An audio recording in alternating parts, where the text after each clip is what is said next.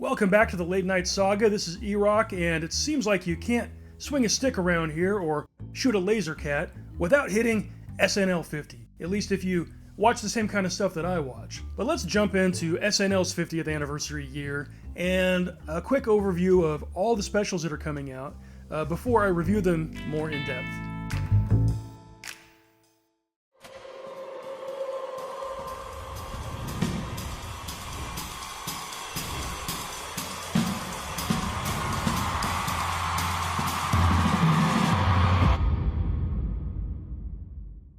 You know, it just occurred to me that I'm actually older than Saturday Night Live because it debuted on October 11th, 1975. I actually debuted about a week and a half before that. And I just thought, wait a minute, I did the math, and I realized I'm not 50 years old, so how can it be 50 years old? So they began the 50th season of SNL last fall, and they have this SNL50 branding that they're keeping for all the anniversary specials they're going to drop throughout the year, even though the actual 50th anniversary doesn't happen until October of 2025, or about 6 months from now. And when I think about it, I actually appreciate it because it's easy to go wrong, like with WWE's WrestleMania. This is just a nitpick, and forgive me for digressing for a moment, but when they reached the 25th WrestleMania, it was marketed as WrestleMania 25th Anniversary. But WrestleMania 25 wasn't the 25th anniversary of WrestleMania 1, it was the 24th anniversary of WrestleMania 1. In March of 1985, it began. Welcome to WrestleMania! Now, after 24 years, it all leads here. WrestleMania, live Sunday, April 5th on pay-per-view. So I can appreciate that on the 49th anniversary, season 50 began, and they wanted to tie that branding into the specials. And when we get to the 50th anniversary, that's when season 51 will begin. I actually wanted to reflect for a minute on 50th anniversaries in general because you don't get too many of them. Star Trek reached its 50th anniversary in 2016. That year they had one feature film. They had a documentary, I think, called The History of Star Trek or Celebrating Star Trek. They had a documentary by Leonard Nimoy's son, Adam. And I think they had a live stream Star Trek Day or something. James Bond reached its 50th anniversary in 2012. That was the year Skyfall came out. And I think they did a nice box set of Bond movies on Blu-ray. And I think they had done that for Star Trek as well. And I think they did a 50th anniversary Bond music set, but also like a documentary about the franchise. Johnny Carson, speaking of late night, his 50th anniversary would have taken place in 2012. Of course, he had passed away by then, and he'd been off TV for a long time. But that was the year they did release the Carson King of Late Night A&E documentary biography thing. So that at least was a nice something that they did for Johnny. And you do know what happened on the 50th anniversary of the Tonight Show franchise, when Jay Leno was the current host, in 2004. And they came to me and they said, we don't want to lose Conan O'Brien. And I said, oh, okay, what does that mean? Man, that is cold. Everyone else gets a special or a documentary. And Jay Leno on the 50th anniversary of The Tonight Show is told, you're fired. Conan O'Brien has gotten offers from other networks, and we don't want him to go, so we're going to give him The Tonight Show. But let's bring it back to SNL and what's going on with the 50th anniversary year and all the stuff that they're rolling out. A fun fact, a person born during the first season of Saturday Night Live could today be easily dead of natural causes. So last year, 2024, September 27th, I don't know if that date was picked for its notoriety in late night history, being the premiere of The Tonight Show in 1954, but 2024, that was the release date, limited release, of the movie Saturday Night, the Jason Reitman movie about the first episode of SNL. And action on rehearsal. And now, weekend update. Good evening. Gentlemen, how long have you been standing there? Long enough. The next day, season 50 of SNL premiered on September 28th, and then the movie went into wide release on October 11th, which was the 49th anniversary of SNL. I've already reviewed Saturday Night, so click the link below if you want to check out my thoughts on that one. On December 29th of 2024, NBC.com did an interesting thing, which was a page they set up called 50 Seasons in 50 Days. The idea was that it was going to be a countdown, I think up until the SNL 50th anniversary special, or at least that weekend. And this countdown, every day on their website, they would post a clip, which was from one season. Each day they would post a clip from a different season of SNL. So it's kind of an interesting little time capsule, little slice of maybe the best of each year.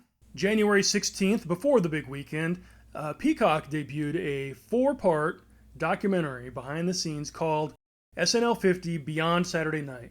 4 episodes, each one is about 50 minutes long, and each one covered one specific aspect of the show. It was kind of an interesting way of, since it's kind of too much history of show to document all of it, they kind of found 4 different little ways to peek into little corners of it. I could have used a little more cowbell. This is beyond my wildest dreams that you're making a documentary about the Cowbell sketch. January 25th was the last episode of season 50 until the anniversary shows. They took a little break. And 2 days later, January 27th, we got the Peacock documentary called Ladies and Gentlemen, 50 Years of SNL Music by Questlove. This was a great documentary. Even though it's focused mostly just on the musical acts over the years, it had a lot of insight into SNL as a whole, and I think this is probably the best special that came out of this entire set of anniversary shows. The first thing that blew my mind was Devo playing Satisfaction. There was also a message from Lauren. This is not just like a musical guest. We're going to make this a really important part of the show. Then we get to Valentine's Day weekend. February 13th, which I think was Thursday, NBC News, did a half-hour special called SNL50 Rewind, which is also on Peacock now. I think it's on YouTube to watch for free. And this was actually a pretty cool, for a short little special, it's like 22 minutes without commercials.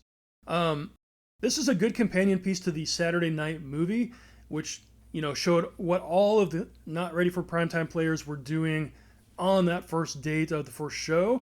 But the SNL Rewind kind of showed you before that. It kind of showed some archival clips of the original cast before they joined and kind of what they were doing before. This may have been seen a million other places, but I haven't seen this stuff before, so it was a good little brief little piece, just a companion piece. The early years of Saturday Night Live with the not ready for primetime players. Friday, February 14th, Valentine's Day, was the Homecoming Concert. This was a 3-hour live show. They taped it from Radio City Music Hall, and this one featured musical guests from the last 50 years of SNL returning to the stage to re-perform songs that they had done on the show. So some of them were covers by other bands, but I think all the guests and all the songs had been performed on the original show. I think that was the gimmick. Oh shit, it's a medley? That's right, Andy.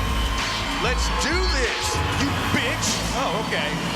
I'll try to review that one later if I can get through the music clearances, but I found it kind of hit and miss, which for reasons I'll get into later. It had a few nice pieces like the Lonely Island medley, which was probably the best part for me, but it was just nice to see. It was nice to see them put on a big concert like that. Then you get to the 15th, you get to Saturday night of that weekend, and rather than running a new episode of the show because they were preparing for the big anniversary show on Sunday, I guess what they ran on Saturday night was the first ever episode from 1975. Now, I didn't watch it on NBC broadcast, so I can't confirm that it was, intact or they had cut anything, or I wonder if they even had to shorten it for commercials, or I suppose it was probably advertised as being with limited commercial interruption. Because on Sunday, then we got the SNL50 Anniversaries show, which was like a 3-hour time slot on TV. Without commercials on Peacock, it's like 2 hours and 20 minutes or something like that. And I just want to say, congratulations, you guys. Drinks for everyone. Open bar. Prior to the SNL50 anniversary, they did like an hour-long red carpet event. And the interesting thing is that there's actually 2 versions of it that were recorded.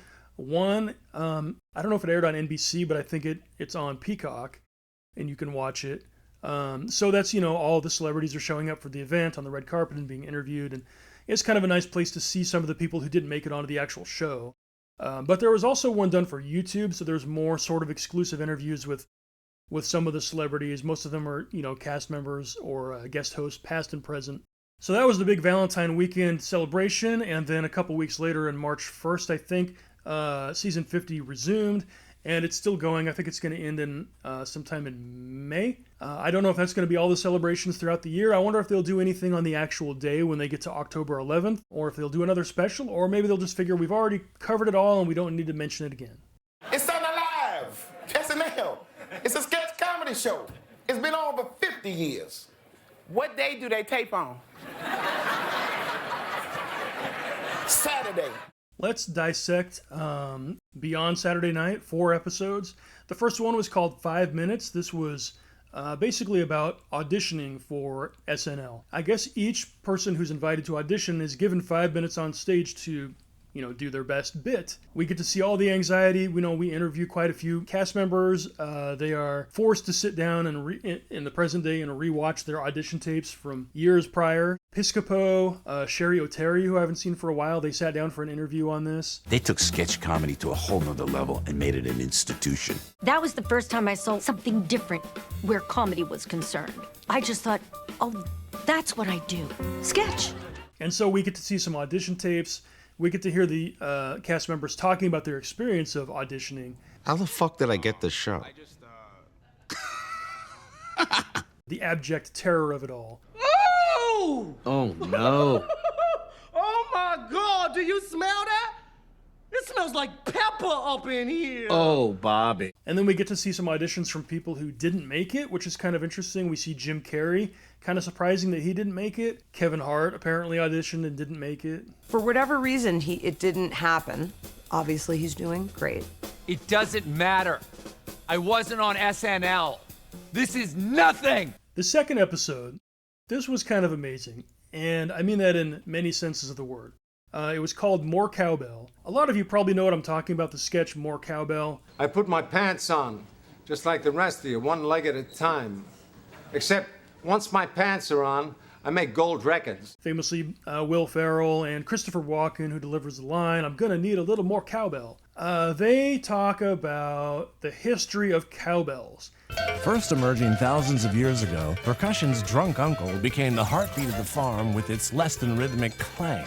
They talk about how cowbells began being used in music. That's why it's such a dangerous percussion instrument. They talked about Blue Oyster Cult, the band that were being parodied in this sketch. And then we get a little mini peek into SNL. I think the whole cast was new this season. Will Ferrell says how he came up with the idea and it had been in his brain for years. And I had the thought, even as a kid, what is the life of the guy playing the cowbell? I guess it was germinating for decades. It's interesting to see the amount of depth you can get into when you narrow your focus, when you say, I'm going to talk about one tiny moment in SNL history, a single sketch, but I'm going to expand it to a full documentary and give it the full treatment. It's absolutely bonkers that you're doing a documentary on one sketch, but if you're going to pick one, definitely is Cowbell. They interviewed a lot of people, except Walken, who I guess the sketch ruined his life and he doesn't want to talk about it. And I kept wondering why Josh Homme kept showing up to talk about this sketch, and it's kind of revealed at the end because he later hosted the show, and I guess Will Ferrell came on during his performance of the cowbell. I don't know who invited him, but okay. And then they talk about the legacy of the sketch and how it's become part of pop culture lexicon.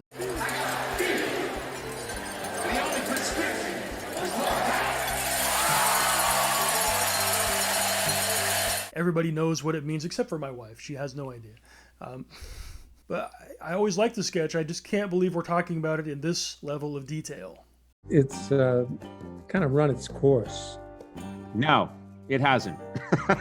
It's going to keep going. The third episode was called Written By, a week behind the scenes of the writer's room or something like that. Once again, an interesting way to approach a documentary about SNL by just focusing on one thing. In this case, they focus on the writer's room and kind of the process of writing the show. And it really kind of struck me like if you've seen that documentary about South Park, which is called like 3 days to air or 5 days to air, however many days it takes, where they talk about how they don't start even thinking about an episode until like 3 days before the air date, 5 days, whatever it is. SNL is kind of the same. It's like everything builds up to the show on Saturday night.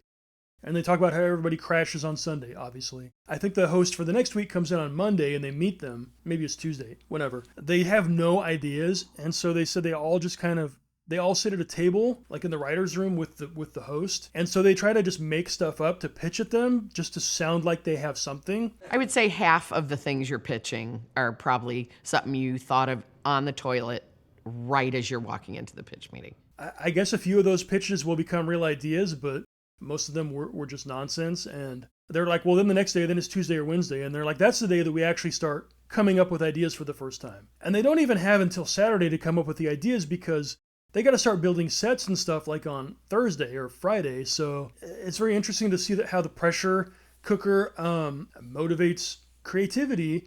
And, of course, we always say not all the sketches can be winners. Out of your 90-minute show and you're going to get 8 or 9 or 10 sketches, how many of them are going to be good? Like, if one is good, you're probably happy because that'll make the best of reel. And if you had one from every episode, you'd probably be doing pretty well. It's kind of an interesting approach to writing. These guys just wing it, and it's kind of crazy to see. Writers are always going to write turds. They're always going to write jewels, and it's just the spin of the wheel, every week. The final episode is called The Weird Year, Season 11. I've never seen it. I've not seen that many clips from it. You may be wondering why you've never heard this story before. So the history is that Lorne Michaels created SNL, did it for 5 years, then he left to do other stuff. Dick Ebersol ended up taking it over, ran it for seasons 6 through 10. And I guess it was so bad that the show was almost canceled, and it wasn't until NBC reached out to Lorne Michaels and said, we'll keep the show on if you come back to run it again. And he came back for season 11, fired the entire cast from season 10, and hired an entirely new cast. And I guess it was not good, right? It was not a good cast. They didn't gel well together or whatever. Or Lorne had lost his touch or whatever the problem was. So by the end of season 11, the weird season, they're about to cancel it again. And then he has to say, well, give me one more shot. And so then he came back for season 12, my first season of the show, with Dana Carvey, Phil Hartman, Jan Hooks, and Nora Dunn, and all the Kevin Nealon, who hosts this Weird Year documentary. Something weird. And then, of course, the show was a runaway success again.